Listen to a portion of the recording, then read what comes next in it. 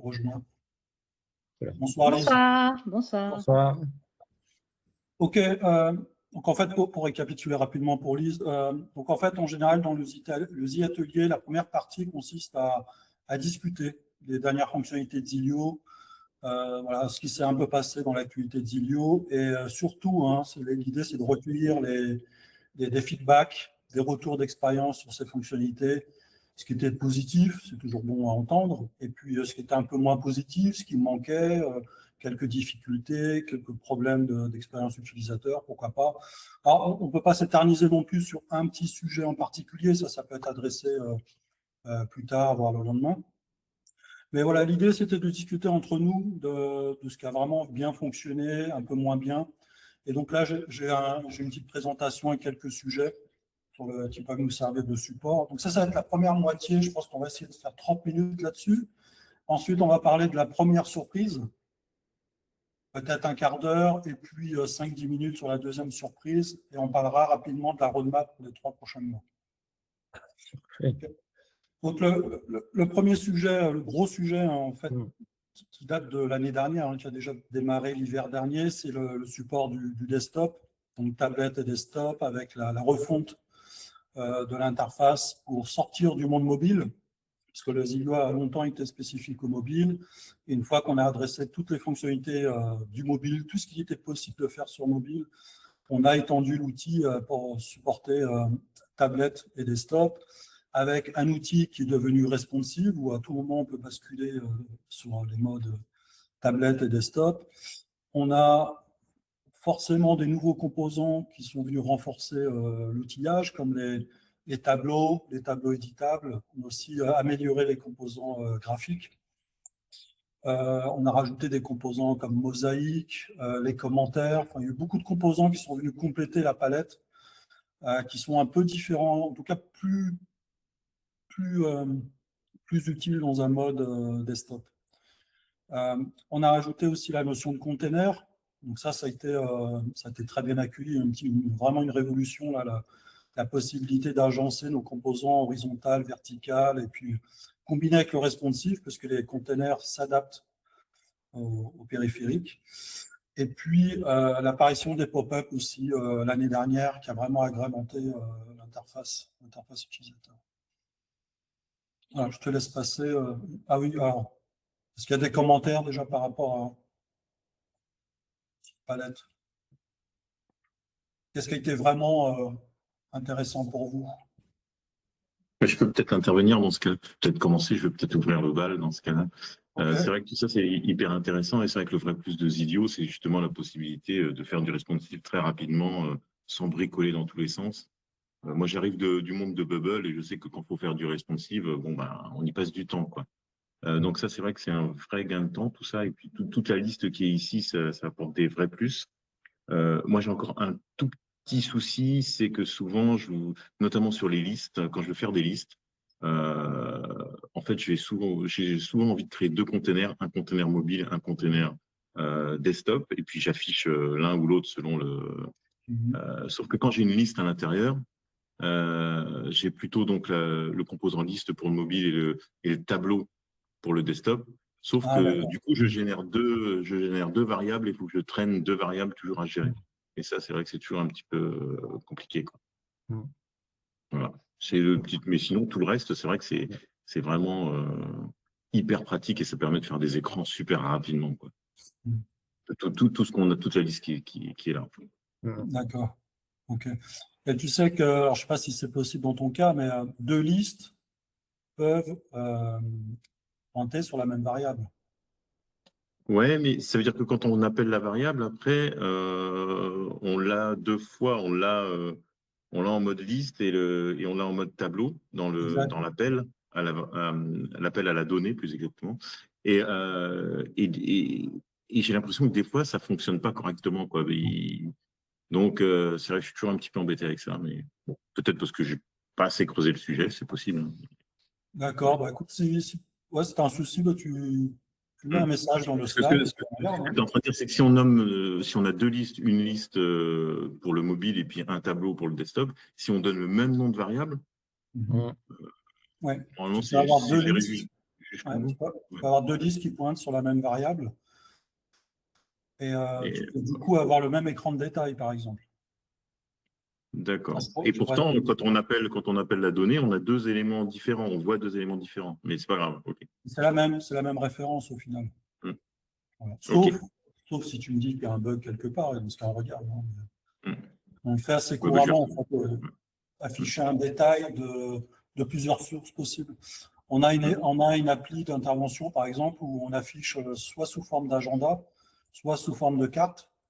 Hmm. On utilise la même variable, et puis quand on clique sur l'un ou l'autre, on arrive sur le même écran de détail parce que la variable est la même. D'accord, ok. Non, non, mais pour moi, bon, bah, sûrement, c'est vraiment, enfin, ça, c'est le gros plus de Zidio, hein, c'est la gestion du responsive et ça, c'est clair que moi, je gagne un temps fou, hein. Ok. Mm. Ah, il faut savoir aussi qu'il y a alors je l'ai montré dans un stream, il y a la nouvelle fonctionnalité qui permet de configurer la largeur des écrans. Parce que je sais que la plupart d'entre vous utilisez les containers euh, pour pouvoir centrer les éléments au milieu de l'écran. Et donc, en fait, il n'y a plus besoin d'utiliser les containers pour ça. Donc, ce qui simplifie, c'est évite d'avoir des containers dans des containers. OK. Alors, Emmanuel, je te propose de continuer. OK. On va essayer de passer 2-3 minutes par slide. Ouais, donc là, un autre sujet, là, UX. Donc, on a fait appel à un ami, Bertrand, qui est infographiste, que je connais depuis plus de 20 ans, qui est vraiment très, très bon. Et en fait, effectivement, quand il a vu l'application il y a 2 ans, il m'a dit, ouais, il y a pas mal de choses à reprendre, il y a des aspects un peu trop techniques, ça manque de cohérence parfois. Et il m'a surtout dit, ça rejoint des remarques, c'est que l'interface sombre de l'époque faisait que l'outil semblait plus technique qu'il ne l'était. Donc, c'est pour ça qu'on est passé en mode léger, on a affiné, on a modifié énormément d'icônes, on a changé des textes et on a revisité beaucoup, beaucoup de choses pour en arriver à ce qu'on a aujourd'hui. Ouais, j'imagine que ce sentiment est partagé. Bah, au début, on se demandait pourquoi changer parce qu'on aimait très bien notre interface. Et en fait, tu as changé et c'est passé tout seul. On s'y est fait Ouais. tout de suite sans difficulté. Et aujourd'hui, on y est habitué. Hein. Comme le desktop, pareil, c'est tellement fluide qu'en fait, on utilise tout maintenant, les deux, etc. Alors qu'il n'y a pas si longtemps que ça, c'est peut-être pas encore le cas. Ouais. On va remettre en place hein, le mode dark. Parce que là, techniquement, ça fonctionne sous forme de thème. Donc, il faudrait qu'on fasse un thème dark. Et puis, du coup, vous pourriez retrouver le thème dark. Notamment, si vous travaillez le soir, c'est quand même plus sympa d'avoir un thème plus sombre. Ouais. OK. Très bien. Pas Bon. d'autres remarques. Ouais. Hop là. OK. Voilà le sujet de l'IA. Donc, vous savez qu'aujourd'hui, l'IA, c'est incontournable. C'est partout. Et comme je l'ai exprimé dans des streams, c'est vrai que ça se complète beaucoup avec le no-code. Ça complète le code, mais ça complète aussi le no-code, dans le sens où dans l'outil, on peut utiliser d'ores et déjà là, des générateurs d'écran assistés par l'IA, générateurs de tables, et on a ajouté également la génération de composants. Donc tout ça est complètement intégré à Zilio. On peut même générer une application complète depuis le dashboard, mais aussi depuis Zilio.fr. Et c'est vrai que les résultats sont assez impressionnants. Je crois que c'est la troisième itération sur l'IA, parce qu'il y a quand même toute une phase d'apprentissage. Il faut quand même expliquer à l'IA comment fonctionne Zilio, lui expliquer la liste des composants, comment les utiliser. Ce n'est pas un sujet simple parce qu'on ne peut pas alimenter l'IA avec des tonnes et des tonnes de données, puisque sinon elle commence à halluciner, elle ne fonctionne plus bien. Donc en fait, dans le cas de Zilio, il a fallu passer par un format intermédiaire simplifié. Et en fait, on demande à l'IA avec un format simplifié, et elle nous retourne une proposition d'application ou d'écran ou de table dans un format simplifié. Donc ça fonctionne assez bien, c'est la troisième itération, on va en faire d'autres, parce que tous les composants ne sont pas connus de l'IA. Il faut qu'on continue à les décrire. Moi, ce que je remarque, vous me direz ce que vous en pensez, mais l'IA est souvent demandée par les nouveaux utilisateurs des idiots, ou en tout cas ceux qu'on ne connaît pas encore, mais en tout cas les utilisateurs historique de Zydio. En tout cas, la plupart avec qui j'ai discuté ne sont vraiment pas intéressés par l'IA. Ils me disent non, je n'ai pas besoin d'IA, j'ai un outil, je l'utilise, je contrôle tout. Pourquoi pas créer un composant, mais le reste, ça ne m'intéresse pas vraiment. Qu'est-ce que vous en pensez? Vas-y, Nathanaël. Je suis plutôt de cette école-là aussi, moi. Vas-y, Nathanaël, tu peux prendre la parole si tu veux. Je peux juste partager un petit peu, si vous voulez, si ça intéresse, le point de vue Glide. Glide aussi a beaucoup poussé l'IA. Et il y a environ 1 an et demi ou 2 ans, ils ont aussi poussé la génération de composants avec un composant IA, enfin avec l'IA. Et pareil, on peut créer des applications à partir de l'IA. Et plus récemment, je ne sais pas si vous savez, mais ils ont sorti un nouveau produit qui s'appelle GlideOS, qui est un produit à 100% séparé de ce qu'ils appellent maintenant Glide classique. Donc, ils ont leur outil no-code Glide classique. Et maintenant, un nouvel outil qui est un peu comme Lovable ou Replit ou quelque chose comme ça, ou Base 44. Et c'est vraiment... Moi, je dirais que c'est une pré-alpha. On est vraiment au tout début. Et puis après, du point de vue utilisateur historique et surtout les experts, il y a beaucoup d'experts qui sont un peu déçus. C'est une des raisons pour lesquelles je suis là d'ailleurs. Et mais je dois dire que j'ai aussi joué un petit peu avec certains de ces outils, par exemple Lovable. Et moi, je trouve ça assez dingue. J'ai reçu des demandes clients où moi, je passe les requirements dans mes IA, enfin dans mes LLM. Il me dit que ça va me prendre entre 30 et 60 heures de temps de création sur Glide classique. Et sur Lovable, ça me prend 2 heures à tout casser. Donc là, le gain de temps est assez hallucinant quand même sur les outils comme Lovable et ce genre de choses, quoi. Merci, Nathanaël. OK. Et Martial, tu voulais intervenir tout à l'heure? Bah, c'était juste pour confirmer qu'effectivement, moi, la partie conception d'app par l'IA, enfin, je l'utilise pas tout simplement parce que quand on a besoin d'écrans qui sont éventuellement un petit peu plus techniques, un petit peu plus spécifiques, ils sont déjà quasiment prédéfinis dans les modèles d'écran. Et c'est surtout pour les parties là. Après, le reste, il y aura, enfin, même en générant par l'IA, il y aura besoin de repasser derrière pour customiser, etc. Et quand j'ai essayé, j'ai pas constaté un gain de temps phénoménal par rapport à l'utilisation des écrans types. Merci. Lise? Moi, je vais juste te donner mon point de vue de nouvelle utilisatrice et en plus pas développeuse du tout. Ce que je trouve intéressant quand on ne connaît pas encore tout à Zilio, c'est de pouvoir lui dire lequel tu utiliserais en fait. Tu vois, lui dire je voudrais faire ça, quel composant tu prendrais pas, fais-moi tout, mais juste lui poser des questions ponctuelles sur l'outil. Tu vois, alors, c'est pas de la vraie IA, entre guillemets, dans le sens où je ne lui demande pas de construire un truc, mais je trouve ça intéressant de s'en servir comme boîte de dialogue quand on est débutant, en tout cas, de pouvoir lui dire qu'est-ce que tu ferais à ce moment-là, qu'est-ce que tu mettrais, j'arrive pas à changer la couleur, aide-moi. Enfin, toi, je pense que l'IA pourrait être intéressant dans ce sens-là, en fait. D'accord. Un assistant. Oui, voilà, c'est plus assistant que créer en entier, en fait. OK. Ouais, c'est intéressant, ça.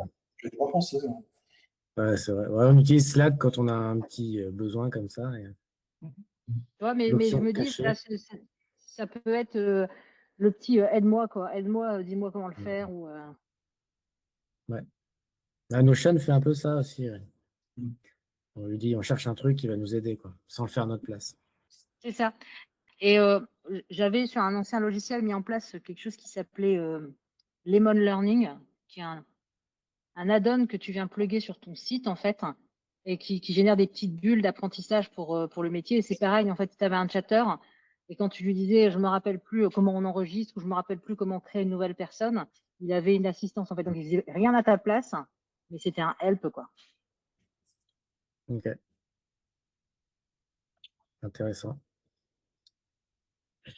Merci Lise. Jérôme, si tu veux prendre la parole. Ouais, c'était juste pour parler de l'IA, j'ai testé un peu. C'est vrai que je vois plus l'intérêt pour des composants un peu spécifiques pour se développer que faire des trucs complets. Mais faire des trucs complets, ça sert aussi pour les débutants pour des fois démarrer le projet, pas partir d'une page blanche, ça donne des idées, ça donne des composants, ça donne des visuels. Et je fais pas mal aussi de développement de vibe code sur le côté pour voir un peu ce que ça donne, comment le faire et tout ça. Et souvent, c'est vrai que c'est l'avantage, c'est que ça permet de démarrer vite et de voir des visuels et peut-être traiter des choses comme on ne l'aurait pas traité et qui nous donnent d'un autre point de vue et des choses qui peuvent être mieux faites à des moments que ce qu'on aurait fait nous. Donc, c'est comme ça que j'aime bien l'utiliser. Et après, l'autre côté aussi, j'ai utilisé le MCP. Plus pour faire de la doc, pour avoir toutes les tables, etc., enrichir de la donnée, etc. Et ça a marché assez bien. Et je trouve que ce côté aussi avec l'IA, bah, comme un peu ce que Lisa a dit, de s'en servir comme base de consultation pour aider, mais aussi pour te renseigner ou pour te dire je vais faire ça, la questionner. C'est vrai que ça peut être un gros point en plus ou qui développe un petit truc, un petit écran sur le côté, puis après, toi, tu t'en sers et tu le customises, mais je le vois plus comme une aide, comme souvent, qu'un développeur, enfin un développement complet. Ok, intéressant. Intéressant. Ok. Moi, j'ai pas testé encore. Comme je mets 6 mois à faire une application à chaque fois, donc prochaine, je testerai. Ok, alors quel est le prochain sujet? Mohamed, Mohamed va intervenir. Ouais, Didier, moi, ma question, en fait, j'ai essayé aussi de créer l'application avec l'IA, mais moi, j'étais un peu bloqué par rapport à l'itération, en fait. Quand je prends l'exemple sur Hostinger ou sur Zit, je donne mon prompt pour me créer une application et après, si je ne suis pas satisfait, j'ai toujours la barre de recherche ou d'écriture, en fait. Je peux encore redonner un autre prompt pour qu'il corrige, en fait, ce qu'il a déjà préparé en amont. Mais avec Zilio, je ne vois pas trop cette possibilité. Une fois qu'on envoie le prompt et qu'on n'est pas satisfait de l'application ou qu'on veut rajouter d'autres choses, je ne sais pas par où le faire. Ouais, ok, ouais, c'est vrai. Alors, ce que peut faire avec Zilio, l'IA aujourd'hui, elle génère. C'est-à-dire qu'elle génère des nouveaux écrans, des nouvelles tables, sur la base de ce qui existe. Donc, par exemple, si tu as des écrans de liste, tu peux demander à crée-moi des écrans de détail sur des écrans existants. Donc, tu peux compléter. Hein, si tu ouvres le volet de gauche, tu peux continuer à générer. Mais il est vrai qu'aujourd'hui, tu ne peux pas corriger. Tu ne peux pas lui demander de changer un écran. Ça, c'est vrai. Il faudrait qu'on y travaille. Mais tu peux continuer à générer. Hein. D'accord, ok, très bien. Merci. Donc, il y a modifié.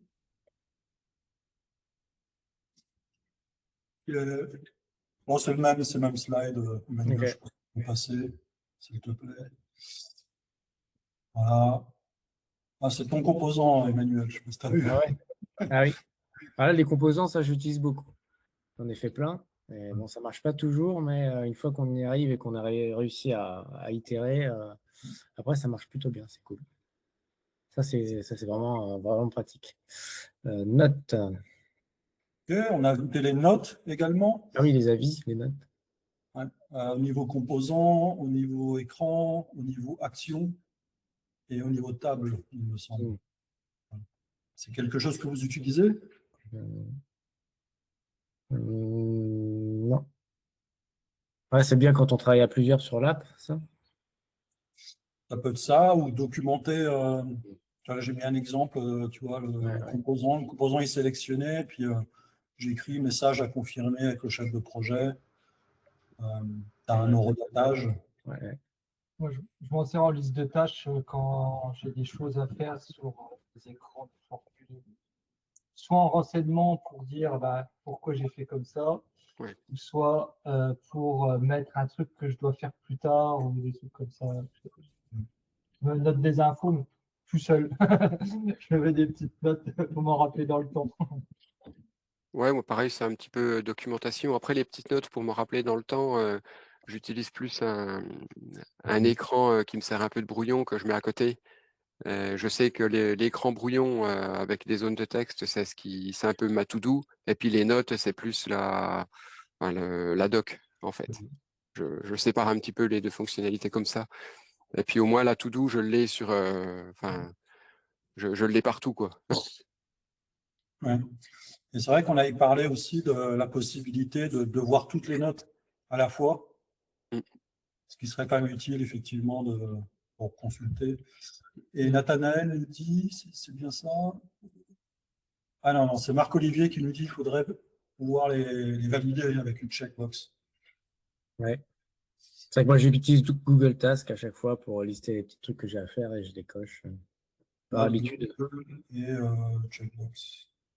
Et après, Combien de temps perdre, hein? je me suis dit aussi, l'utilisation qui peut être sympa avec l'IA, justement, ces notes et servent à enrichir aussi le contexte pour l'IA, quoi. Enfin, moi, je l'imaginais comme ça, même pour la documentation, même pour tout ça, parce que ça peut nous faire gagner pas mal de temps en documentation. Une fois que l'IA a accès aux bases de données, que tu as des commentaires pour certaines fonctions et tout ça, elle va pouvoir t'aider à générer une doc, et même que tu dois corriger, mais au moins ça te fait un premier jet, ça te fait des infos, etc. Et ça, c'est assez top. Avec le MCP, tu as accès aux docs, aux notes, pardon?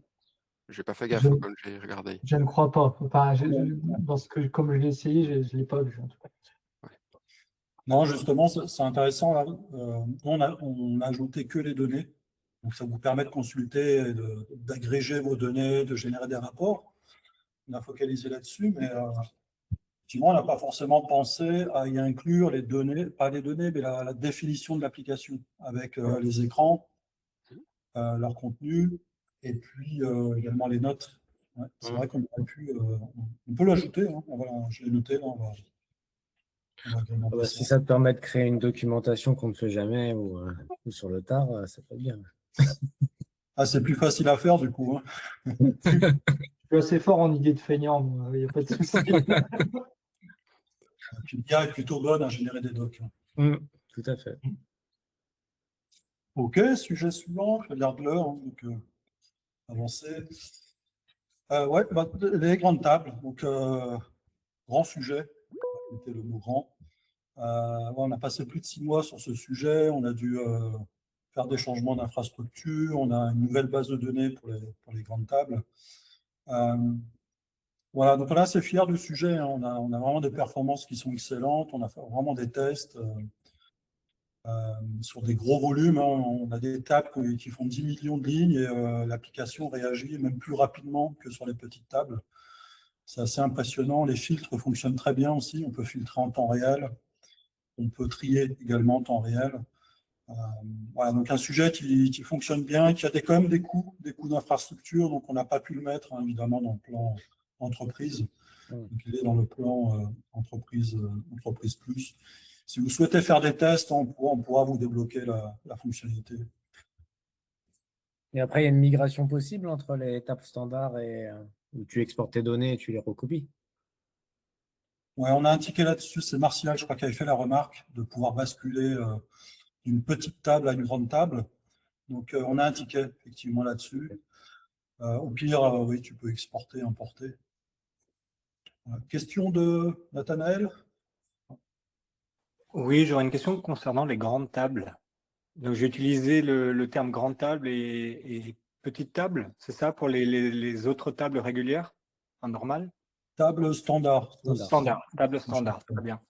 Ma question, ce serait du coup les tables standards. Ce qui se passe, c'est que la donnée est téléchargée directement sur l'appareil de l'utilisateur final, alors que pour les grandes tables, tout ce qui est process se fait côté serveur, c'est ça? Exactement. Ok, très bien. Et donc, du coup, est-ce qu'il y a des différences de, pas de configuration, mais comment on dit en français? De behavior, de comment elles fonctionnent entre les tables standards et les grandes tables, que ce soit sur des roll-up ou des relations ou ce genre de choses? J'imagine que oui.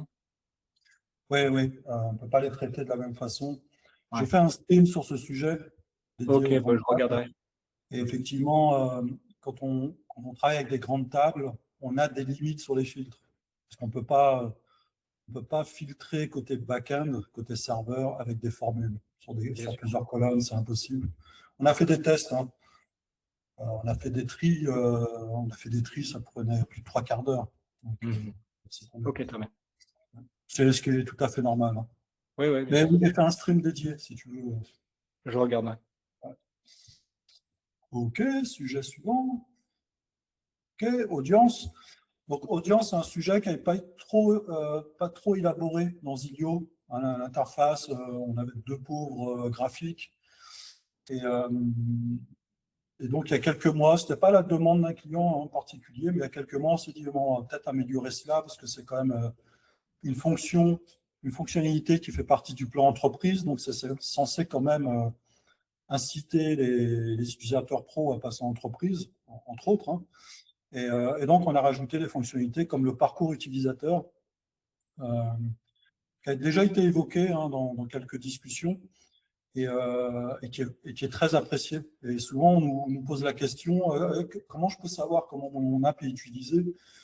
Et on ne doit pas bien la mettre en avant parce qu'elle n'est pas très connue, cette fonctionnalité. Et en fait, quand on dit que ça existe et que c'est dans l'onglet audience, c'est une grande, belle surprise, en tout cas pour les utilisateurs qui en avaient besoin. Enfin, je ne sais pas si vous l'avez utilisé, elle vous a été utile? Non.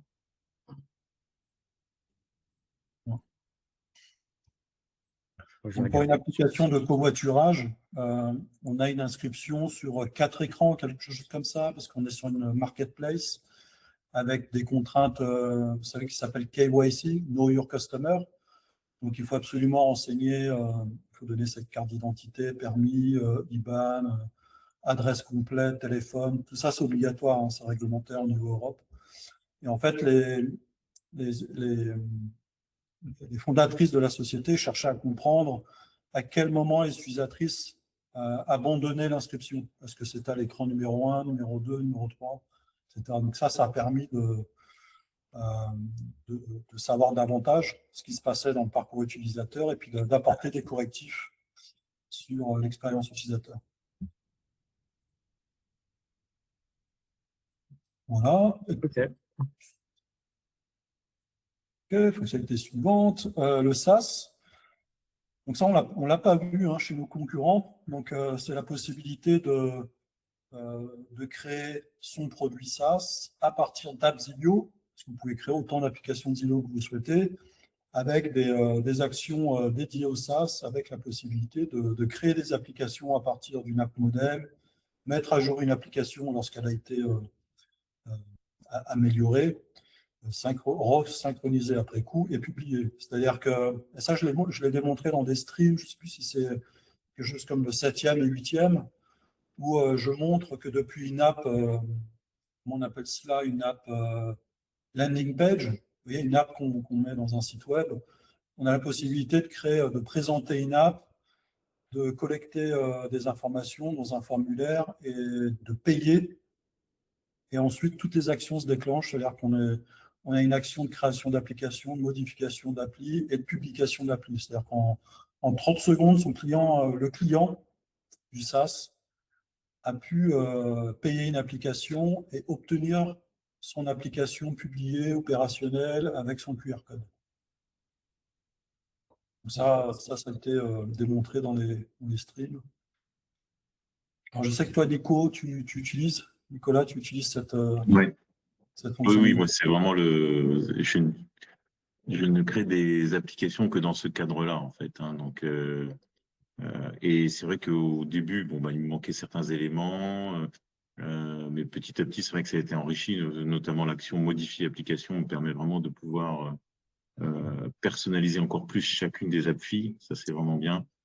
Et puis, j'attends avec impatience les automatisations parce qu'aujourd'hui, les automatisations, c'est vrai que je les gère dans N8N et pour personnaliser chaque automatisation pour chaque application fille dans N8N, c'était un peu une usine à gaz, hein, clairement. Donc là, je pense que ça va vraiment venir compléter tout. Et là, je pense que pour faire des SaaS, on a vraiment tout ce qu'il faut. Là. On a une question de Nathanaël qui demande est-ce que Zillow gère app mère, app fille, qu'il puisse y avoir des forks? En fait, ça est complètement libre. C'est-à-dire que quand tu crées une application à partir d'un modèle, ce n'est pas vraiment un modèle, c'est juste une autre app. Donc, c'est en fonction de tes besoins. Tu peux créer des apps d'apps. Enfin, tu peux avoir autant de niveaux que tu souhaites. C'est à toi de gérer cela. Le Zillow n'apporte pas de contraintes particulières. OK. Très bien. Next. Le SSO. Voilà, donc voilà, première grande fonctionnalité B2B qui vient compléter les grandes tables.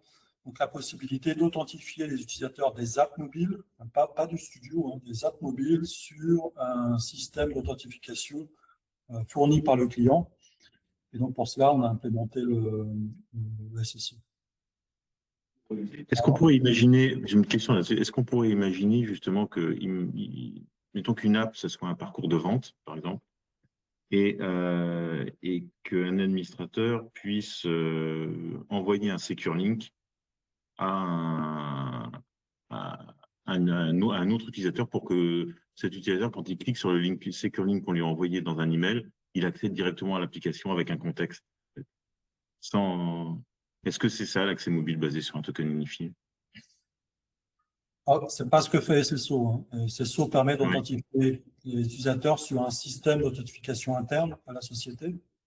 L'annuaire d'utilisateurs LDAP, par exemple, ou Microsoft, Active Directory.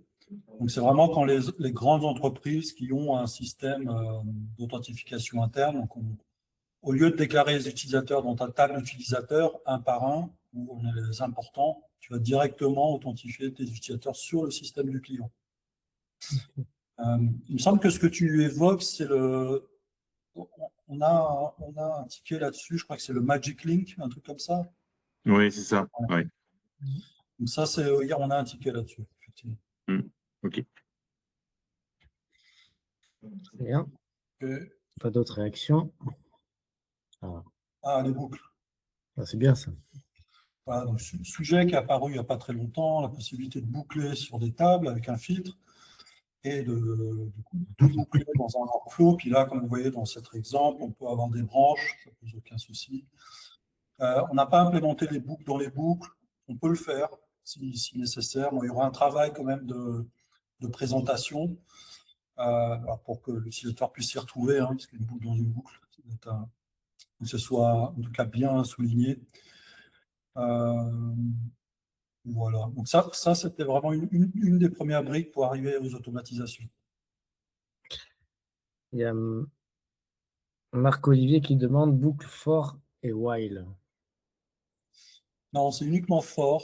Pour l'instant, le while, on n'a pas d'objets dans Zilio qui sont itératifs dans le sens où on fait suivant jusqu'à la fin. Donc on ne peut pas avoir de notion de while dans Zilio.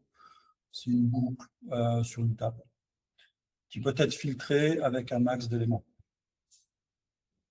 Si tu as des exemples fonctionnels sur le while, on est preneur. Après, je pense qu'il veut dire, ouais, tu mets une table, en gros, tu as un nombre d'enregistrements et tu vas itérer dessus. Je pense jusqu'à tel point. Ça peut notamment quand on demande des choses à l'utilisateur, en fait, tant qu'il ne nous a pas fourni ce qu'on a envie, eh ben, on lui repose la question, potentiellement, on peut rafficher un message. Enfin, c'est dès que la fin est incertaine, du coup, c'était pour rapport à ça. Ouais.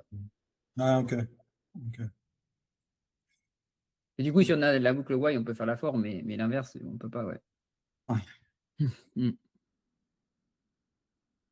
Ok. C'est un truc que je n'ai pas testé encore, mais j'ai hâte. Moi, je sais que j'ai une appli, j'ai supprimé les trois quarts de mes workflows N8N. Clairement. C'est tout revenu dans Zilio. Excellent. Vous nous direz si vous avez besoin de boucles imbriquées, on peut les ajouter. Après, pareil, par rapport aux boucles, ce qui serait intéressant, c'est d'avoir des logs sur justement les actions et puis même sur une boucle, de se rendre compte de peut-être ce qu'a loupé au bout d'un moment ou pas et se rendre compte des erreurs. Ouais. On va en reparler ce soir. Ouais. C'est un sujet ce soir. Ok. Sujet suivant. Je ne me souviens plus des slides. Hein. Je ne sais pas ce qui va arriver. Hein. Alors, il n'y a plus rien. C'était la dernière. Ah, bah c'est le dernier. Ok. Ok, très bien.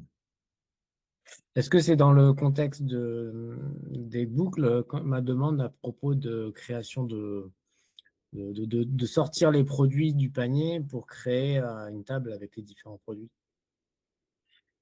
Ouais, je pense que sur le panier, il y a une réflexion à mener. On n'a jamais été content du panier, parce que le panier, c'est quelque chose d'assez spécifique. Vous voyez, même le composant lui-même, panier, il est un peu spécifique. Et en fait, il a été là parce que pendant bien longtemps, les formules étaient limitées. On n'avait pas de composants tables. On ne pouvait pas faire des totaux sur des formules, sur des tables, sur des enregistrements. En fait, il était complètement impossible de reproduire un panier avec les briques de Zilio. Aujourd'hui, on pourrait le faire. On pourrait construire un panier. Ouais. Donc, c'est un peu délicat. Il faut qu'on mène une réflexion par rapport au panier, parce que c'est quelque chose d'assez spécifique.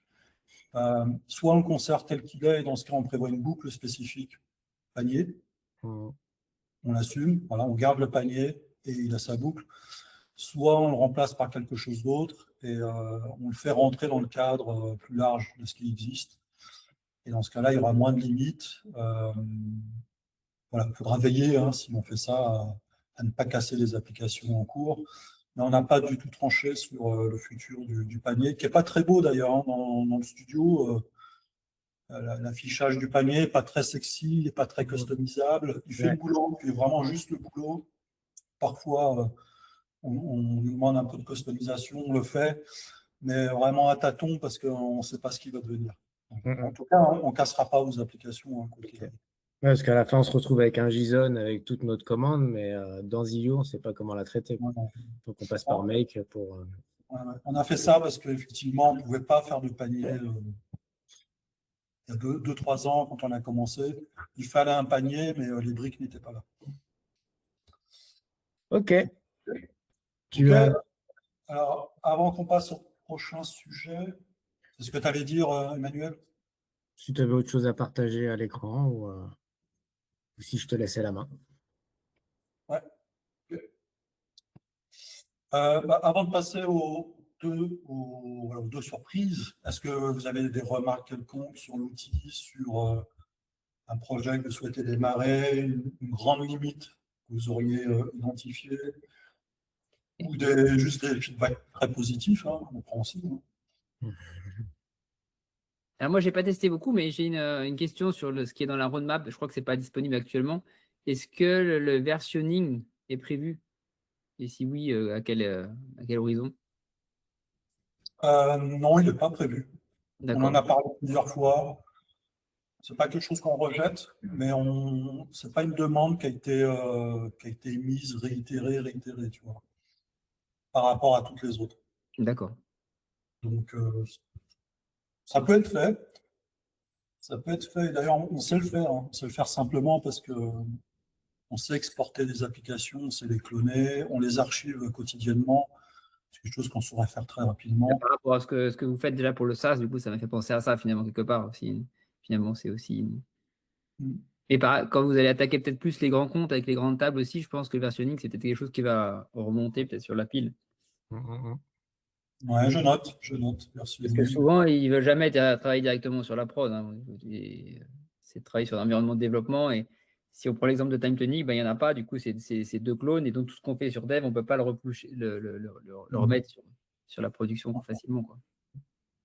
Après, on a l'action mise à jour d'application qui permet de reporter les modifs d'une app sur une autre dans le modèle SaaS. Alors, en fait, c'est ça quelque part, du coup. Hein.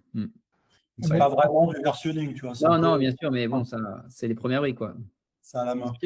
Ce qu'il y a, Didier, toute cette possibilité-là, ça va faire que le front, en fait, tout ce qui est back, table, ils ne vont pas suivre si on fait mère-fille.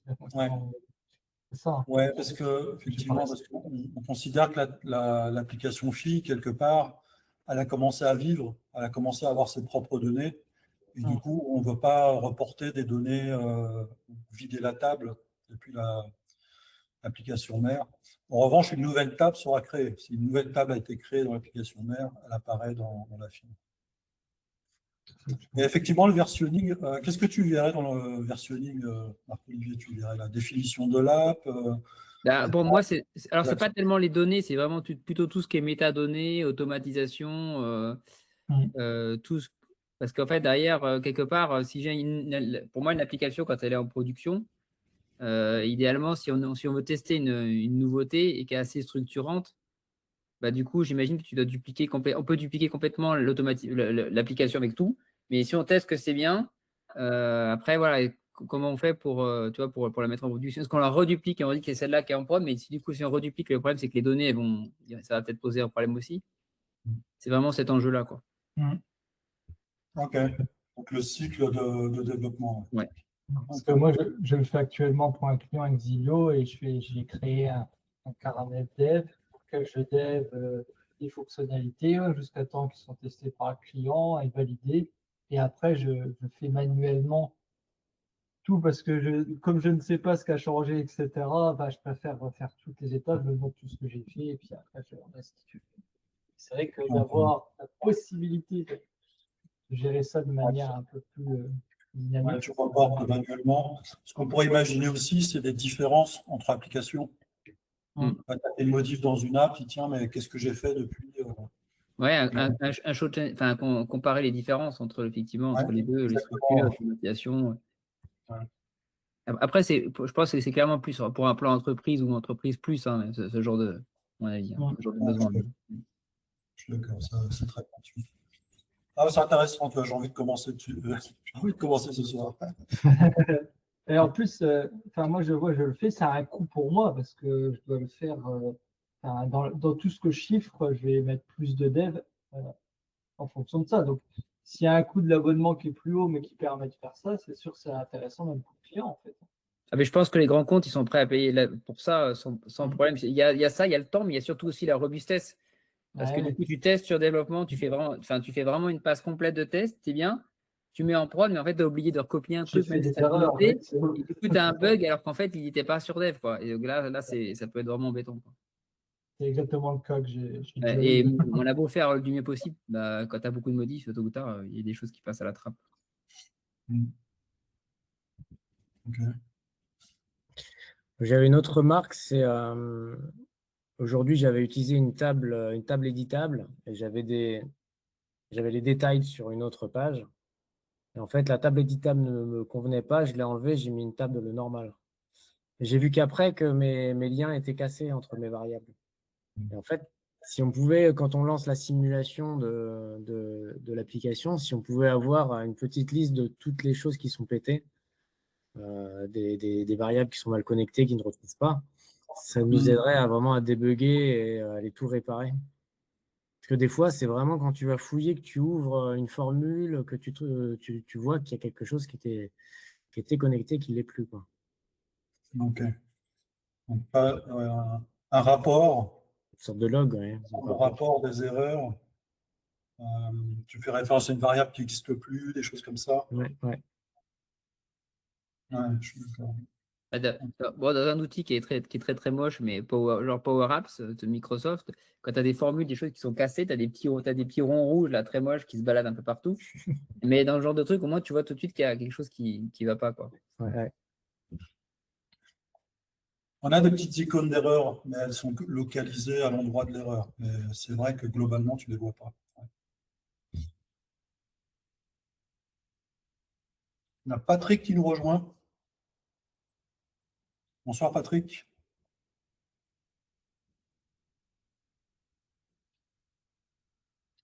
Oui, bonsoir, excusez-moi. J'arrive assez en retard.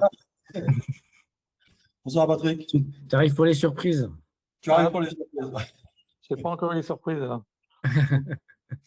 Non, vous avez remarqué quelle chose tu verrais à développer? Est-ce que tu as un problème en particulier sur Zilio que tu auras envie que Didier résolve? Qui ça, moi? Oui, bah, je pense à toi et puis aux autres. C'est sur cette question-là qu'on était en train de réfléchir. Ah, d'accord. Est-ce que les autres ont d'autres remarques? Martial, il n'a pas de demande ce soir, c'est bizarre. Ah non, parce que j'ai déjà embêté Didier sur le début de la semaine, puis la fin de la semaine dernière. Ce qu'il demande, il l'a le lendemain, là. Pas tout à fait le lendemain, mais bon, c'est vrai que c'est très appréciable. OK. Alors, je vais partager mon écran parce que je vois que le temps défile. Attendez, j'ai une notification à Google Meet. Non? OK. Je vais partager mon écran.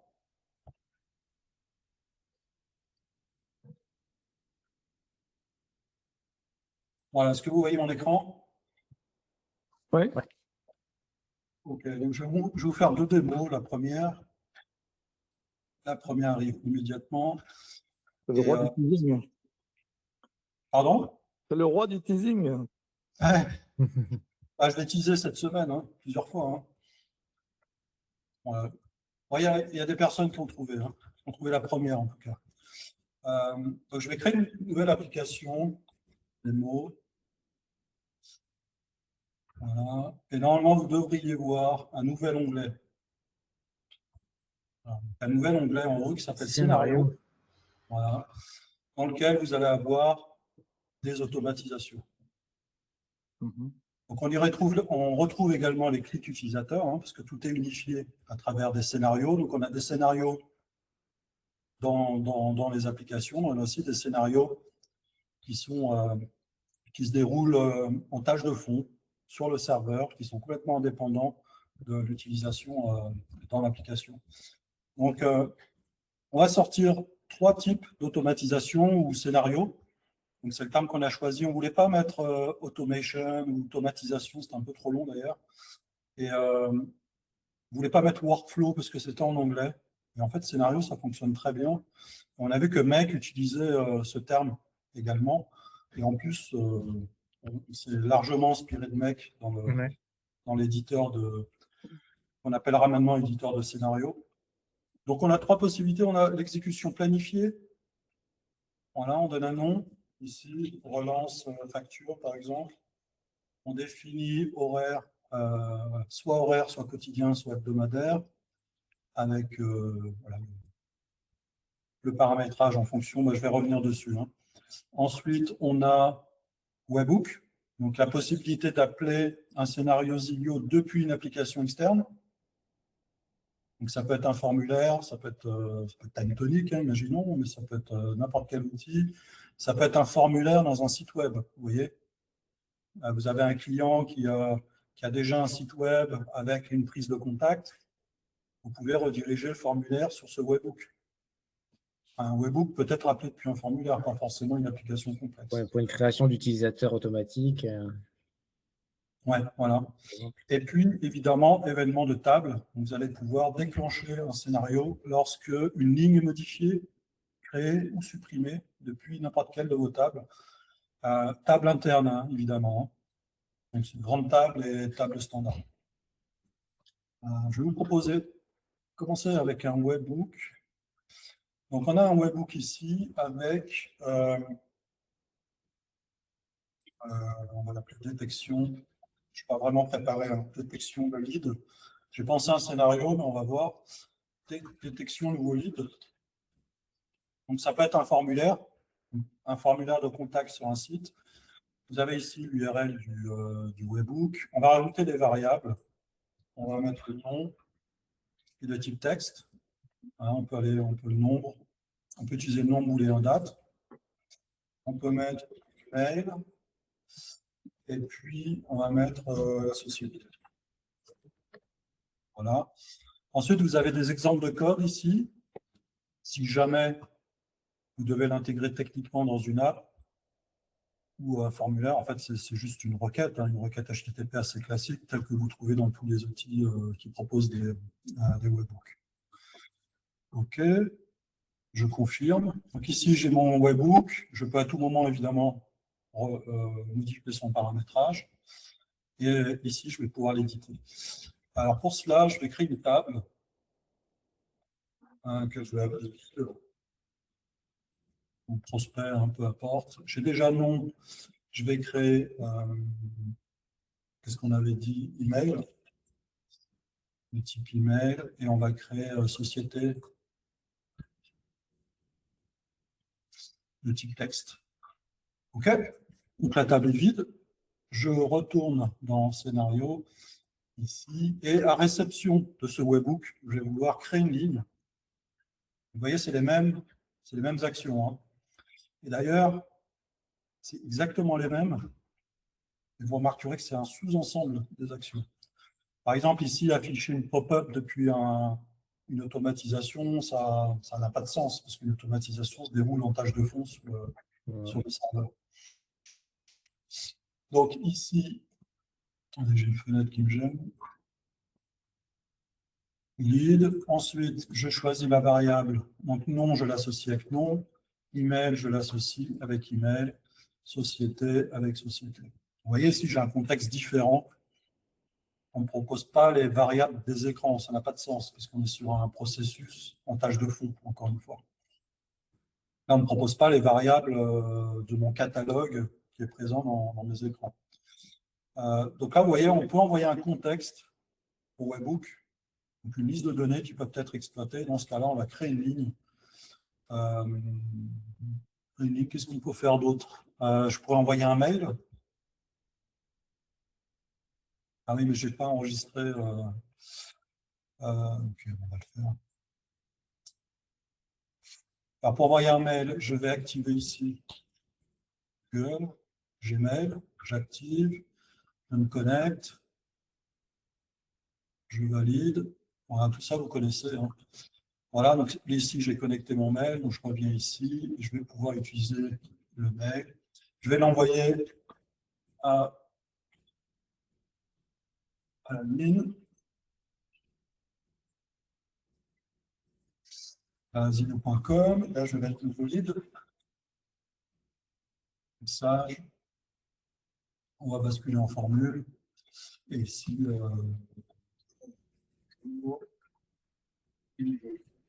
voilà. Et évidemment, ici, on va pouvoir.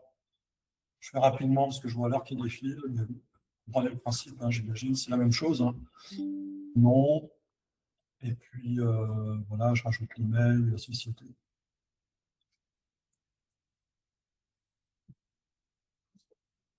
Voilà. La société en tête. Voilà. Alors, si on veut le tester, je vais le tester.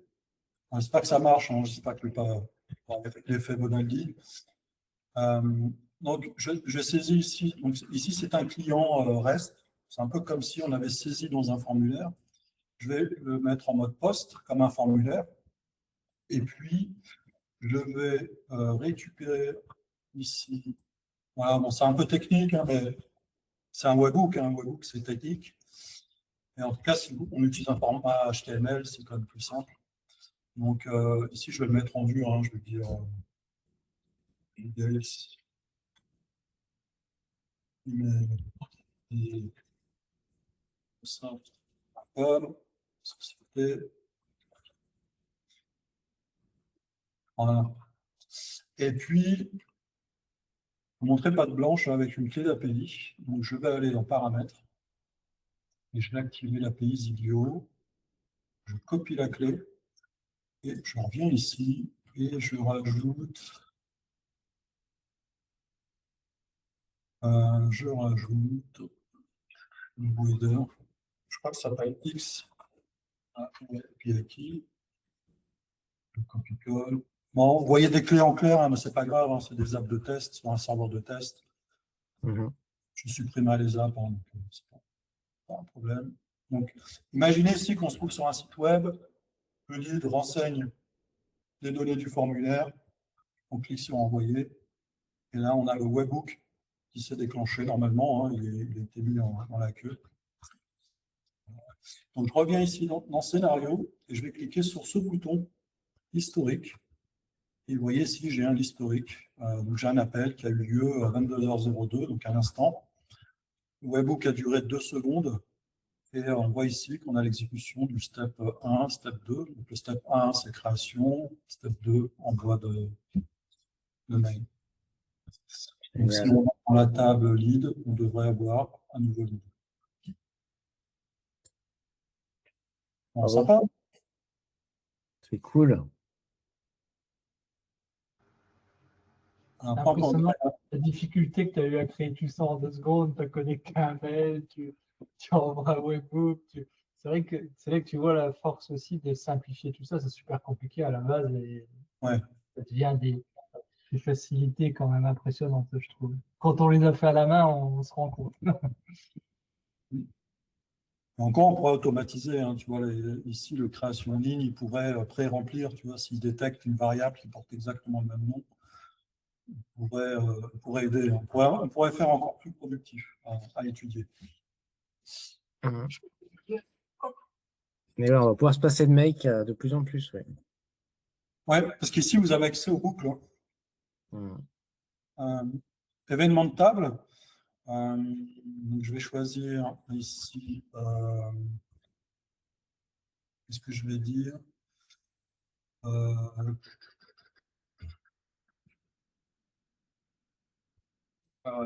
Investigation. Investigation lead sur la table, lead. Là, j'improvise complètement, hein. Toute modification. Ah oui, maintenant, je ne vais pas pouvoir. Non, je ne vais pas pouvoir. Je voulais utiliser l'IA, mais je vais devoir exposer mes clés d'API, donc c'est pas terrible. En tout cas, vous voyez le principe ici. On a compris le principe, ouais. Ouais, vous avez compris. Donc ici, je vais pouvoir choisir une table et ensuite choisir une opération sur la table, voir toutes les opérations. Et puis, voilà, donc toute modification. Et ici, je vais pouvoir envoyer un mail. Qu'est-ce que je vais pouvoir faire? Voilà, je pensais vous montrer génération du texte. Parce que j'ai fait un autre exemple dans l'après-midi où, en fait, à réception d'un lead, je vais peut-être vous montrer d'ailleurs. C'est celui-là. Ouais. Donc, en fait, ce que j'ai fait tout à l'heure, je vous montre directement, détection d'un lead, j'ai fait donc ici sur la ligne créée. Donc, en fait, c'est un exemple où je chaîne 2 automatisations. C'est-à-dire que le webhook ajoute une entrée, et vu que j'ai ajouté une entrée, ce deuxième scénario se déclenche puisqu'il détecte une nouvelle ligne dans la table lead. Okay. Et dans ce cas-là, j'ai une génération de texte via l'IA. Il me dit analyse cette société, donc a été reçue avec cette personne. Donc là, c'était Microsoft et Bill Gates. Et du coup, une fois que c'est fait, une fois que l'IA a fait son analyse, son rapport, on récupère le résultat ici d'un compte rendu, qui est une table, une colonne ici de la table. En fait, ça donne. J'avais essayé avec toi, Martial.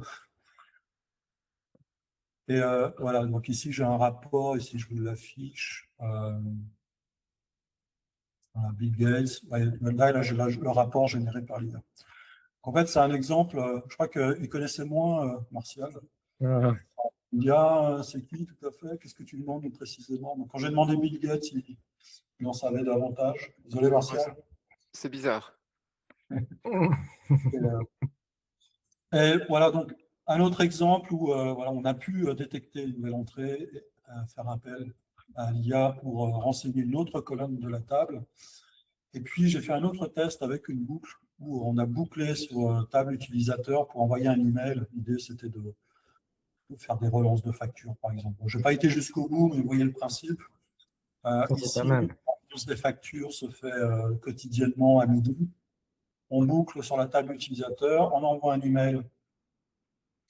On envoie un email avec les détails. Voilà, puis on peut faire des embranchements, on peut chercher une donnée, la tester, etc. Vous avez accès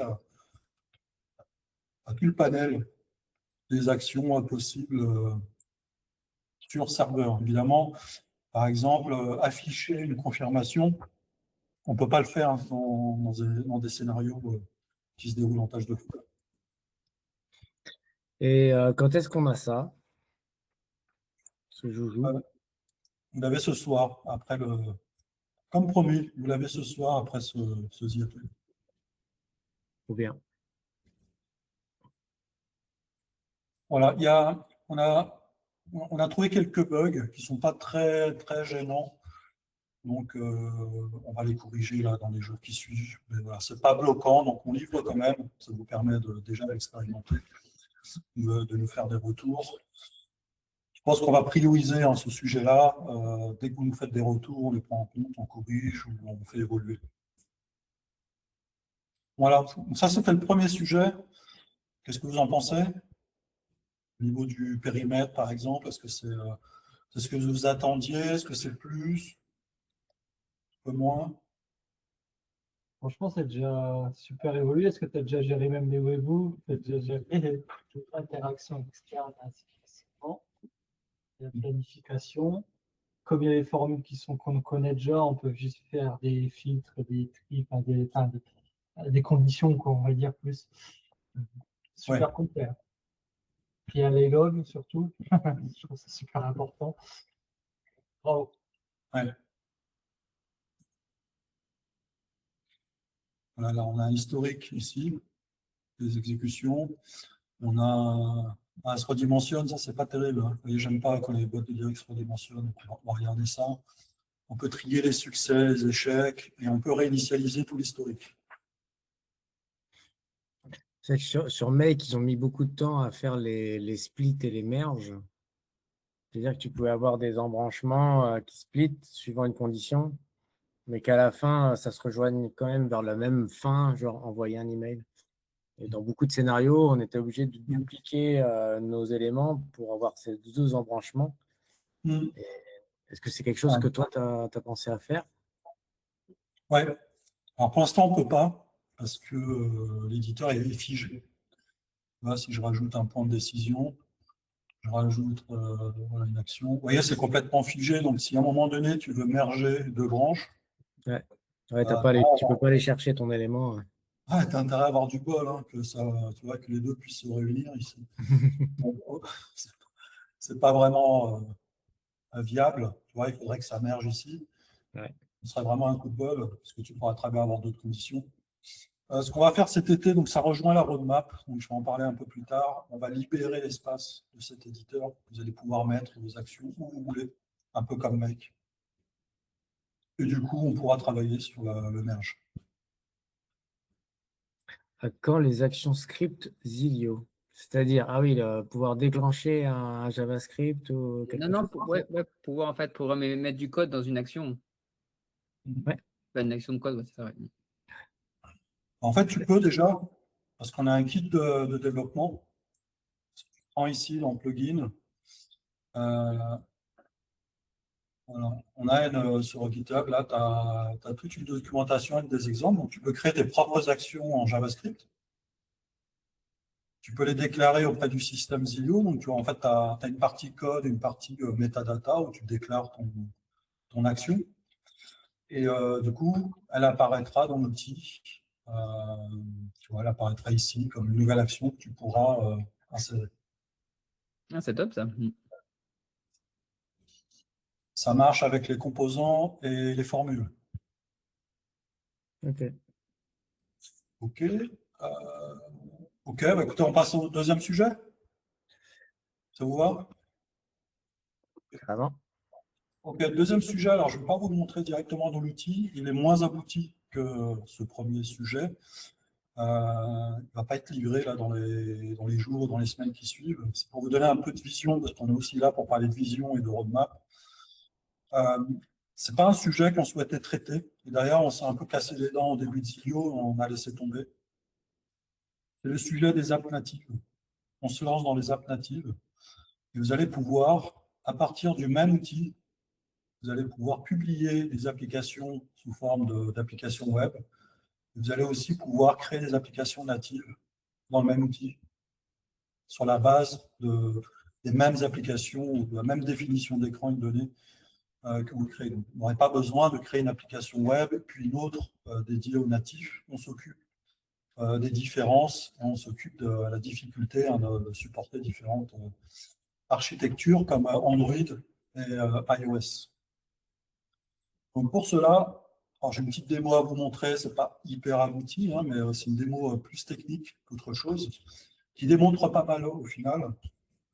En fait, je suis dans un projet Zilio ici, qui permet en fait de créer une application Android iOS à partir d'une application Zilio qui existe déjà, c'est une application cliente, et qui est déjà publiée. Donc, en fait, ce n'est pas une application où on a triché, où on l'a rendue spécifique pour qu'elle fonctionne. Voilà, donc là, elle se lance. Donc, ce que vous voyez ici, c'est l'émulateur Android. C'est comme si vous aviez un Android dans la main. Et ici, si je reviens dans le menu, voilà, donc ici dans le menu Android, vous voyez, donc ça, c'est une vraie machine Android, enfin virtuelle, mais on a le vrai operating system Android. Et l'application que vous voyez ici, l'application de recette de l'un de nos clients, a été convertie en app native. Vous avez accès exactement aux mêmes écrans. Alors, c'est un peu lent parce que c'est de l'émulation. Hein. C'est de l'émulation dans mon PC, c'est beaucoup plus rapide sur un téléphone classique. Et on a accès exactement aux mêmes fonctionnalités. On a même testé l'application de covoiturage. On a testé des paiements Stripe et ça fonctionnait. Voilà.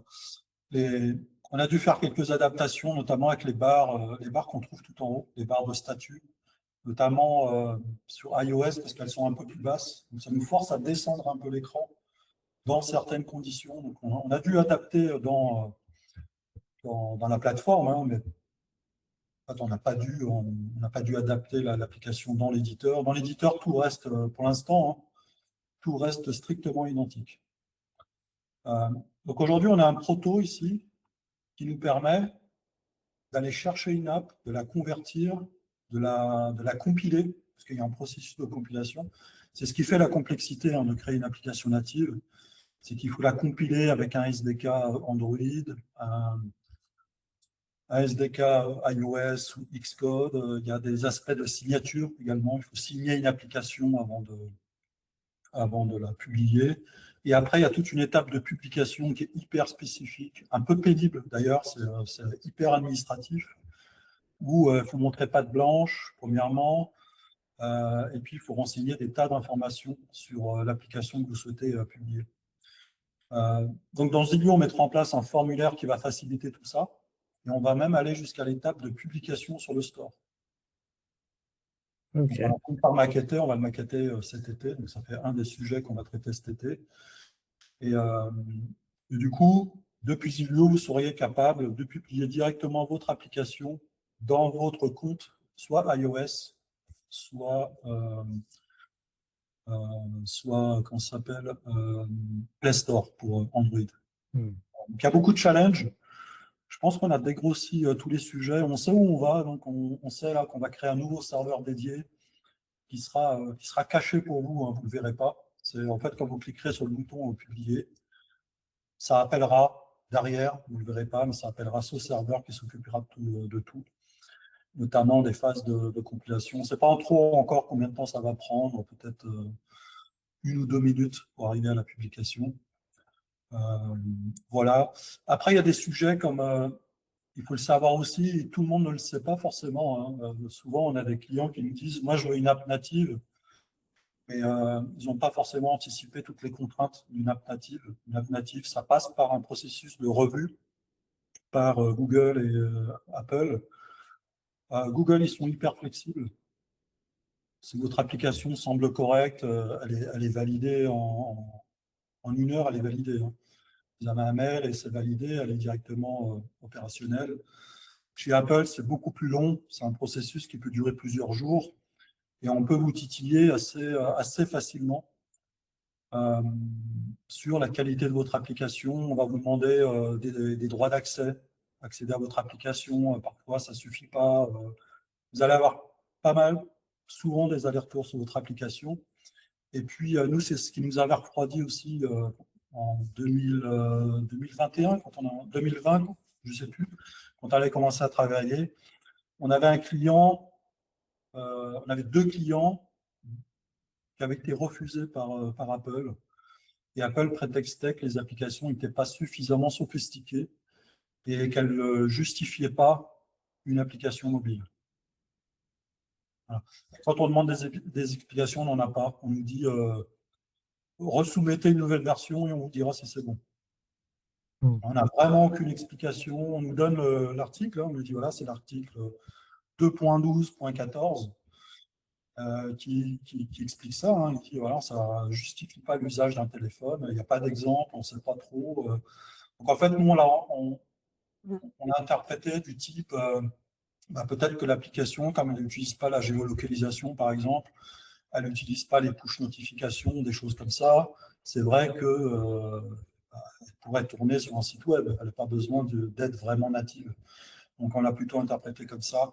Donc, c'est des sujets sur lesquels il faudra prêter attention. Donc, il faudra quand même alerter les clients. Vous pourriez avoir des clients qui vous commandent une application native qui peut être à la fin refusée par Apple. Donc, faire attention. C'est contraignant. Et c'est pas payant d'avoir une app sur les stores?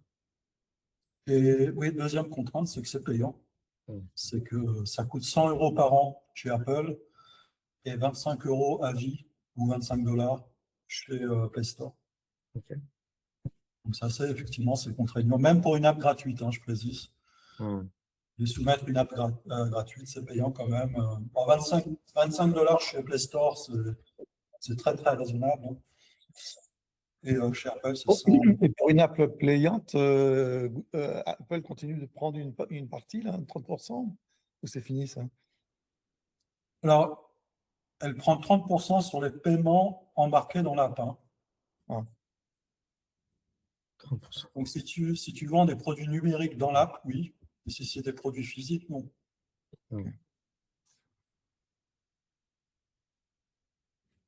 Ok. Voilà, donc ça va sortir, ça va être le gros sujet de l'été. Et je pense que ce sera disponible à la rentrée. Difficile de vous dire exactement quand. C'est un sujet très chaud qui va nettement progresser cet été. Et donc, bonne transition. Alors, je n'ai pas de slide hein, je vais arrêter le partage. Comme ça, je vais vous voir. Annuler. Non, je n'ai pas annulé le. Reviens sur ton onglet. Vous êtes en. C'est marrant parce que je clique sur le bouton partager. Il n'y a pas. Et il me dit présenter un autre contenu. Tu vois. Ouais. Ici, qu'est-ce qu'il me dit? Arrêtez le partage. Ok, super, je vous vois, c'est mieux. Alors, en termes de roadmap, je vois qu'on a un peu débordé, désolé pour ça. En termes de roadmap, attendez, je ne suis pas sur la bonne page. J'étais sur mes notes. Et là, j'ai une demi-page. Hein. Je m'en sors bien hein, ça aujourd'hui. J'ai une demi-page de remarques. Alors, cet été, on va continuer à travailler sur l'accessibilité parce qu'on a une app cliente qui se doit d'être accessible. Et d'ailleurs, je me déplace à Paris dans une association de malvoyants et d'aveugles. D'ailleurs, j'ai eu un entretien avec un aveugle cette semaine qui a trouvé l'application très fonctionnelle. Elle ne l'était pas du tout au début, parce qu'on n'a fait aucun effort d'accessibilité dans Zilio. Il n'y avait rien. On ne détectait rien dans les outils d'accessibilité. Là, tout est détecté. Il m'a dit, voilà, c'est vraiment excellent. Il m'a fait quelques remarques à la marge. Par exemple, on a un composant audio. Il nous a demandé d'ajouter des boutons moins 10 secondes et plus 10 secondes. Donc ça, c'est quelque chose que vous allez voir arriver. Le composant audio a maintenant une propriété qui permet d'afficher des boutons plus et moins 10 secondes. Deuxième sujet de l'été, c'est les automatisations. On va continuer à affiner par rapport à vos remarques. On a déjà 2-3 bugs, enfin, pas forcément des bugs, des lacunes qu'on a identifiées. Donc ça, on y travaille. Ça sera la priorité. On veut que les automatisations soient très opérationnelles et complètes dans les semaines qui suivent. Donc c'est la priorité. App native, gros sujet de l'été. On a des sujets de dette technique. On utilise l'IA pour développer aujourd'hui. Avec même Ambre utilise l'IA. Et ça, c'est impressionnant. On a réduit énormément la dette technique cette année grâce à l'IA. On fait de l'AI first. On code quasiment plus nous-mêmes. On demande tout à l'IA. On contrôle, hein, évidemment. C'est beaucoup de travail quand même. On ne fait pas du x100 hein, quand on développe avec l'IA. L'IA ne développe jamais comme on veut. Elle développe assez vite, mais jamais comme on veut. Et on passe beaucoup de temps à la cadrer. Parfois, c'est du n'importe quoi. Des fois, elle ne trouve pas des idées qui nous semblent évidentes. Mais en tout cas, on va plus vite avec l'IA, c'est évident. Et donc, on a pas mal réduit la dette technique. Il nous en reste quelques-uns. Par exemple, là, on a introduit une nouvelle base de données pour les grandes tables. On aimerait tout migrer sur la même base, y compris les petites. Voilà, vous voyez, ce n'est pas un énorme sujet. On pourrait rester comme ça des années, hein, mais autant le faire. Donc, on fera ça cette année parce qu'on sait qu'il y a moins d'activité en juillet et août. Et un autre sujet qui nous tient à cœur, c'est améliorer l'expérience utilisateur des composants. On sait que les composants étaient surtout pensés mobiles. On a fait beaucoup d'efforts quand on est passé en desktop. Par exemple, vous avez vu le composant carrousel, on a rajouté des petites flèches pour se déplacer, des petits points, pour qu'il soit plus utilisable en mode desktop. On va continuer à travailler sur ces composants avec l'infographiste. Il nous a déjà fait une liste de petites améliorations qu'on pourrait faire. Par exemple, dommage, je ne partage plus, mais quand on passe en mode desktop ou tablette, on peut réduire le menu de gauche. On n'affichait que des icônes en mode navigation. Et il nous a dit, oui, mais on ne voit plus le titre. C'est-à-dire que quand c'est déplié, on voit bien l'icône et par exemple accueil, l'icône et commande. Et si on réduit, on va juste des icônes. Il nous a dit, mais mettez un tout-type. Et du coup, voilà, c'est des petits agréments comme ça qui vont enlever. Et voilà. Et un autre sujet aussi qui est un peu secondaire, c'est sur l'aspect MCP. On a parlé tout à l'heure de quelques évolutions dont on n'avait pas pensé, mais on va travailler. On aimerait que le serveur MCP soit officiel, c'est-à-dire qu'il apparaisse dans les stores Cloud et ChatGPT au minimum. Ok. On a regardé, en fait, c'est juste il faut montrer patte blanche, et puis il faut le passer en revue. C'est un peu comme les Play Store, ils vont vérifier que tout est OK. J'ai vu qu'il y avait pas mal d'aspects de documentation. Il faut documenter. Je ne sais pas du tout comment documenter un MCP, mais on va regarder comment faire. Voilà, grosso modo, tous les sujets des prochains trimestres. Après, il y a d'autres sujets, je ne peux pas trop en parler, mais à la rentrée, il y aura des sujets d'organisation et qui touchent plus à la société. Parce qu'on va renforcer la société. On ne sait pas encore sous quelle forme. Est-ce que c'est des recrutements? Est-ce qu'on va se faire backer par une société plus importante? Pas un rachat, mais backer. On va avoir des partenariats avec des sociétés solides qui sont là depuis très longtemps. On pourra avoir assez rapidement de la main-d'œuvre disponible pour nous aider pour adresser des comptes plus importants et notamment avoir une force de frappe commerciale. Okay. L'outil est mature, on a vraiment focalisé sur 5 ans sur l'outil. Il est mature, on continue de l'améliorer. Vous avez vu des fois les tout petits tickets qui tombent, des fois vous vous dites pourquoi ils travaillent encore sur des tout petits sujets comme ça. Il y a des semaines, on sort l'automatisation, et puis dans la même semaine, on vous corrige le tout-type du truc. Vous voyez, parce qu'on a vraiment à cœur de continuer à adresser tous les petits sujets. On a un backlog de bugs qui est vide. Hein. On n'a pas de bugs connus, peut-être un ou deux qui ne sont pas très importants. Mais on ne cumule pas les bugs. Hein. Dès que nous montez un bug, vous l'avez vu, hein, on les adresse immédiatement, on s'en débarrasse immédiatement. On ne garde pas les bugs dans le backlog. On n'a que des évolutions. Super. Voilà, grosso modo. Une petite question, enfin, je ne sais pas, peut-être que vous l'avez déjà abordé. J'ai vu passer dans le réseau là, Slack, à un moment, tu posais des questions sur la génération de documents. C'est quelque chose que vous êtes en train de regarder ou... Alors, est-ce que tu entends la génération de PDF, par exemple? Oui, c'est ça, oui. Ouais. On a commencé à travailler dessus. Et on a un petit proto qui a fonctionné. On a installé un composant sur le serveur de pré-prod qui génère des PDF. Alors, on a été un peu surpris parce que la génération de PDF n'est pas si évidente. Il n'y a pas de librairie côté serveur qui génère des PDF. Voilà. On s'attendait à une librairie Java ou Node.js qui le faisait comme ça. Et en fait, non, il n'y en a pas. Donc, il y a des solutions comme installer LibreOffice ou un sous-ensemble de LibreOffice. Enfin, on était vraiment surpris qu'il n'y ait pas de solution clé en main, parce qu'en open source, on trouve tout et n'importe quoi. On trouve tout, en général, on trouve énormément. Et là, on n'a pas trouvé... on a trouvé OpenOffice, c'est open source. On pensait vraiment le trouver sous forme de librairie. Donc oui, on y travaille. On a une difficulté, c'est sur la possibilité d'envoyer une liste de quelque chose.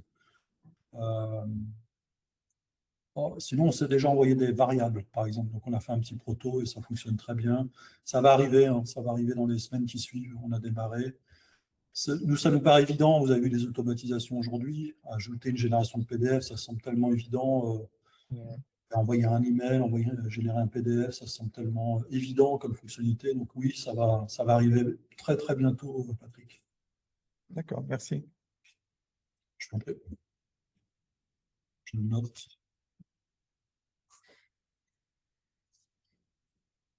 Voilà, est-ce que vous avez d'autres remarques? Je n'ai pas lu le chat, hein, je ne sais pas s'il y avait des questions pendant la démo. Et Nathanaël dit un backlog de bugs vides. Est-ce qu'il peut le dire à Glide? Est-ce qu'ils doivent cumuler les bugs? Ouais. Je ne peux pas vous le montrer parce que dans le backlog, on y met aussi des aspects commerciaux, donc je ne peux pas trop vous le montrer. On ne devrait pas, comme ça je pourrais vous le publier. Il faudrait qu'on sépare, mais on pourrait vous publier le backlog, il n'y a plus grand-chose. Hein. Pas plus grand-chose. Non, mais tout ça, c'est prometteur. C'est bien de voir que ça grandit, que vous allez encore vous développer. Pour nous, c'est assez rassurant qui créons combien actuellement, Didier là, je ne suis pas trop suivi. Actuellement, il y a combien de personnes qui travaillent sur le produit et sur la société? Donc, à moi, je suis architecte depuis 25 ans. Oui. Et, je travaille pour une grande société américaine et j'ai travaillé sur plein d'aspects, évidemment, architecture. Je travaille dans le monde bancaire. Architecture ultra disponible. Et j'ai Bertrand qui travaille avec moi, qui a un profil plus avant-vente et infographiste. Il est très très bon, ça fait plus de 20 ans qu'on travaille ensemble. Et puis on a Ambre qui travaille aussi, qui est développeuse junior, mais un talent exceptionnel, vraiment excellente. Et d'ailleurs, on a vu avec elle, elle se montrera plus à l'avenir. Voilà, elle ne veut pas trop se montrer, elle ne connaît pas bien le produit dans les moindres détails, donc elle n'ose pas trop répondre de peur de dire des bêtises sur le Slack. Mais elle a promis d'intervenir davantage. Peut-être qu'elle viendra au prochain The Atelier à la rentrée, on verra. Okay. Et donc vos objectifs là, avec la nouvelle structuration dont tu parlais, c'est plus augmenter la possibilité de faire des développements ou plus commercial ou... C'est plus commercial, effectivement. Ouais. Ouais. D'accord. On peut s'adresser au secteur B2B. On va accélérer aussi toutes les fonctionnalités B2B, même si on a fait le SSO, on a fait les grandes tables. Il y a un autre sujet qui est important dans le cadre B2B, c'est la gestion des équipes. Capable de partager un projet dans une équipe, adapter les plans par rapport à ça. Je sais que Marc-Olivier, tu m'avais posé une question sur ce sujet. Il y a un autre sujet également, on aimerait pouvoir travailler à plusieurs sur le même projet. Vous voyez, voir plusieurs curseurs travailler en même temps sur une app. On sait que c'est possible grâce à l'architecture de Zilio. Ce n'est pas des changements fondamentaux. Il y a des challenges quand même, hein, parce qu'il faut mettre à jour un écran. Voilà. Donc, on va accélérer effectivement toutes ces fonctionnalités, mais on aimerait aussi adresser le secteur B2B et l'aspect commercial. Ouais. Okay. Super.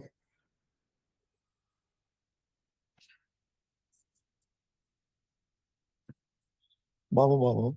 Voilà, excellent. Merci pour vos retours. Je regardais les questions. Intégration de doc automateur, PDF. En fait, on ne voudrait pas intégrer un autre outil. On en a discuté, j'avais posé des questions sur le Slack. À la fin, on va partir sur une solution pure Zidio. Vous n'aurez pas besoin d'ouvrir de compte chez Carbone, Doc Automator ou je ne sais quoi. Ce sera directement géré par Zidio. Donc, vous éditerez un Word, vous mettrez dans une table Zidio, et puis sous forme de modèle. Et puis, servira comme source de données, puis Zidio produira le PDF. Donc, il n'y aura pas de solution. Super. Tamtonic, il n'y a pas du tout d'outil intermédiaire. Tamtonic le gère directement. Donc, ça devrait fonctionner de la même façon. Merci Nathanaël, tu nous fais des compliments. Merci Patrick aussi. Merci tout le monde. Merci Didier encore. Ouais. Ces fonctions. Merci à vous. Et puis, merci à tous vos retours aussi. Hein. Donc, ça nous est très utile hein, quand vous nous faites des commentaires, même si des fois, vous me dites « Ah, j'arrive pas à faire ceci, j'arrive pas à faire cela ». Nous, on crée des tickets et puis on améliore la solution. Hein. Tout souvent, quand on parle avec des clients, on nous dit « Zilio, c'est quand même le fruit de 4 ans de commercialisation, c'est 4 ans de retour utilisateur. Et ça vaut autant que des nouvelles fonctionnalités qui font partie de la vision. » Il y a la vision d'une part, et d'autre part, il y a quand on livre la vision, on s'aperçoit. Donc, bon, je ne dis pas qu'on s'est pas beaucoup trompé, hein, mais parfois, on s'aperçoit que ce n'est pas forcément bien accueilli comme on le pensait. Et puis parfois, on me dit « Ah non, j'aurais préféré ceci, cela. » Ou parfois, on me dit « Ah oui, tu as fait ça, mais ce sera bien d'ajouter telle ou telle chose. » Donc, des fois, on se dit ça semble ultra complet, et puis ça ne l'est pas forcément. C'est ce qu'on se dit sur les automatisations. Vous allez nous faire des remarques, on compte sur vous. Et donc, ça vous arrange, évidemment, mais ça nous arrange aussi parce qu'on a des bons retours solides d'utilisateurs qui utilisent vraiment l'outil. Et là, on a des applications qui commencent vraiment à être compliquées. On a Guillaume, là, il a fait une app. Il a 79 écrans, la dernière fois qu'on a regardé. Desktop. Donc, c'est des écrans assez fournis, desktop. D'ailleurs, on a élargi le canevas pour lui parce que ça dépasse. Et on a rajouté l'explorateur d'écran. Il nous avait fait la demande aussi. Il dit « J'ai trop d'écrans. Et il faut que je puisse naviguer. » Parce que c'est vrai qu'en mode mobile, c'est plutôt petit. Donc, on peut naviguer, pourquoi pas. Mais en mode desktop, ça commence à représenter une surface impressionnante. En tout cas, on continue à nous dire que c'est vraiment la vision d'avoir les écrans en situation où on voit l'expérience utilisateur, ou comment on appelle ça, le parcours utilisateur. Ça, on nous dit que c'est vraiment top comme éditeur. Voilà. Marc-Olivier me demande est-ce qu'on peut faire des groupes d'écran. Non, on ne peut pas faire des groupes d'écran. À voir comment s'organiser. Ouais, tu fais des backdrops, des espèces de carrés de couleurs où tu viens mettre à l'intérieur tes écrans pour faire des groupes. Ouais, on pourrait. Comme ça, tu fais, pour le moment, nous, on privilégie des lignes d'écran, c'est-à-dire qu'on fait des fonctionnalités sous forme de lignes. Là, tu vas faire la ligne catalogue, la ligne commande, la ligne mon compte, la ligne je ne sais quoi, donc on fait des lignes. D'ailleurs, l'explorateur, dans son premier critère d'affichage, c'est sous forme de ligne. Vous voyez, écrit position. En fait, il vous lisse les écrans de la gauche vers la droite et du haut vers le bas. Et à voir comment on pourra améliorer tout ça. Il y a Figma qui propose une autre possibilité que j'aime assez, c'est la notion de page. C'est-à-dire qu'au lieu d'avoir un seul espace de travail, vous allez pouvoir en définir plusieurs, par exemple, un espace authentification et compte, un espace catalogue, un espace commande, peu importe. Et du coup, voilà, vous pouvez ranger c'est un peu des dossiers quelque part. Hein. Ouais. À voir, à creuser tout ça. Voilà. Alors, je vois qu'on a dépassé. Le MCP, c'est pourquoi on nous demande Patrick. Alors, MCP, c'est déjà disponible, Patrick. Ah oui. Ouais. Donc, tu peux déjà copier l'URL, tu peux l'activer et ensuite copier l'URL dans je sais plus comment ça s'appelle, dans une app ChatGPT ou Claude. D'accord, mais tu peux pas te connecter avec Claude directement par les intégrations, hein,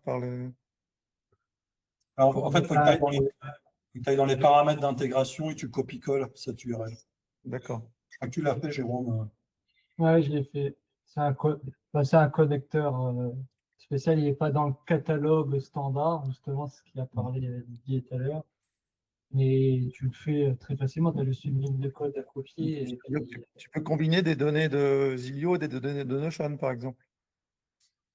Là, après, lui, il va chercher avec les tools ton intelligence, enfin Claude ou ChatGPT. Lui, il va chercher où tu lui dis de chercher. Donc, après, si tu actives le connecteur là dans le MCP, il va le chercher dans Zilio. Et puis, si tu lui dis d'aller chercher dans Notion, il ira aussi. Puis, il va te faire des comparaisons ou autres. Ou tu peux tout t'imaginer. C'est intéressant. Et c'est un connecteur par app, en fait, que tu mets. Tu connectes application par application. Donc, ce qui permet de bien segmenter tes données. Mais si tu veux avoir ton catalogue complet d'app, il faut que tu crées un connecteur par app, quoi. Bon, voilà. D'accord. Mais c'est plus sécure comme ça. C'est pas plus mal, oui. Très bien. Ok. Bah, écoutez, c'est pas. Et l'hébergement, juste Didier, l'hébergement, c'est où l'hébergement des données Zillion? Je n'ai jamais trop. C'est tout OVH, c'est ça? Ouais, tout est chez OVH D'accord. en France, à Gravelines, il me semble. C'est dans le nord de la France. Voilà, tous nos serveurs sont là. C'est un point qui est important de plus en plus, oui. Parce que il faut de plus en plus des gens qui réagissent, même si tu es hébergé en France, mais chez AWS, on a certains qui tiquent, quoi. Et là, on contrôle tout. Hein. On est sur des VPS, hein, donc on contrôle vraiment toute la stack. Et on ne dépend plus de services américains. On a tout déconnecté. On avait des serveurs à la fois en Amérique, en G-Cloud et chez OVH. Et puis, je crois, plus d'un an, quelque chose comme ça, on a arrêté les serveurs américains. Parce qu'avant, tu pouvais choisir d'être hébergé en France ou aux États-Unis. Là, on a tout est en France. Il n'y a plus qu'à passer les comptes historiques Google, leur permettre de pouvoir passer en compte user mot de passe. Ah oui, ouais, c'est vrai. Ouais, il faudrait qu'on le fasse. Super. Ok. Bah, écoutez, merci. Merci beaucoup. Merci beaucoup pour vos retours. Ils sont hyper précieux hein, pour nous. Donc c'est enregistré, donc on va pouvoir le revisionner, puis on va le diffuser. Merci à vous, on a vraiment une belle communauté. Vous êtes hyper réactifs. Et ça permet de construire un beau produit qui n'est pas juste une vision théorique. Il est vraiment construit par vous aussi. Hein. Il y a des fonctionnalités qui ont été inventées par vous hein, à travers le temps. Donc ça, merci encore pour ça. Passez une bonne nuit. Je vous souhaite une bonne soirée. Merci, bonne soirée. Bonne soirée à tout le monde. Bonsoir. Bonne soirée. Au revoir. Bye.